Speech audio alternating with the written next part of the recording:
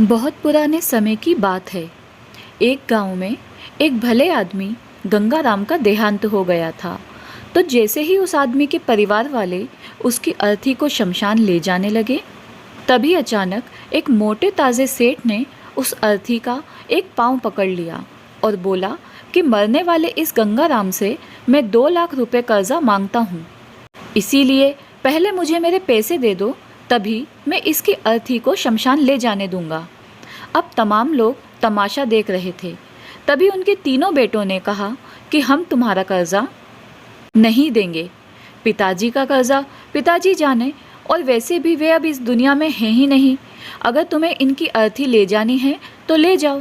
ये सुनकर पूरा गांव गंगाराम के तीनों बेटों पर थू थू कर रहा था। अब गंगाराम के तीनों बेटे उस कर्जे को देने में पीछे हट गए। तभी गंगाराम के भाइयों ने भी कह दिया कि जब बेटे कर्जा नहीं दे सकते तो हम क्यों किसी का कर्जा भरें।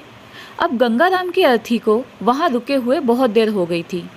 तभी ये बात गंगाराम की इकलौती बेटी तक पहुँच गई, तो वो भागी भागी अपने पिताजी की अर्थी तक पहुँची। तभी उसने देखा कि उसके पिताजी की अर्थी का एक पाँव किसी बड़े सेठ ने पकड़ रखा था।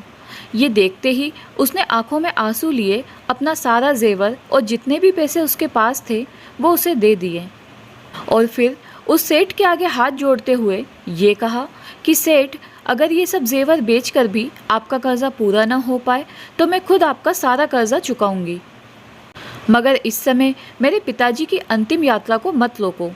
तभी उस सेठ ने गंगाराम की अर्थी का पाँव किसी और को पकड़ाकर उसकी बेटी के पास आकर बोला कि मुझे माफ़ कर दो बेटी, दरअसल बात यह है कि मुझे गंगाराम से 2 लाख लेने नहीं बल्कि देने हैं।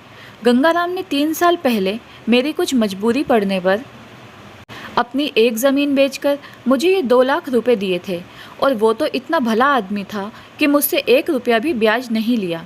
और आज जब मैं गंगाराम के रुपए लौटाने आया हूँ तो मुझे खबर मिली कि उनका देहांत हो गया। इसीलिए मैं बड़ी ही सोच में पड़ गया कि अब ये रुपए मैं किसको दूं। इसीलिए मैंने ये खेल खेला ताकि गंगाराम जी के 2 लाख रुपए घर के ऐसे सदस्य के पास जाएं जो वाकई में उनको प्यार और उनकी इज्जत करता हो। और बेटी, आज तुमने ये साबित कर दिया कि अपने माँ बाप को एक बेटे से बहुत ज़्यादा एक बेटी ही प्यार करती है। इसीलिए ये 2 लाख रुपए मैं तुम्हें सौंपता हूँ। काश तुम जैसी बेटी हर घर में हो जो अपने पिता की इतनी इज्जत करती है। ये सब देखकर गंगाराम के बेटे और भाई का सिर शर्म से नीचे झुक गया। वाकई में दोस्तों, ये बात तो एकदम सच है कि एक माता पिता को बेटे से ज़्यादा बेटी ही प्यार और उनकी इज्जत करती है।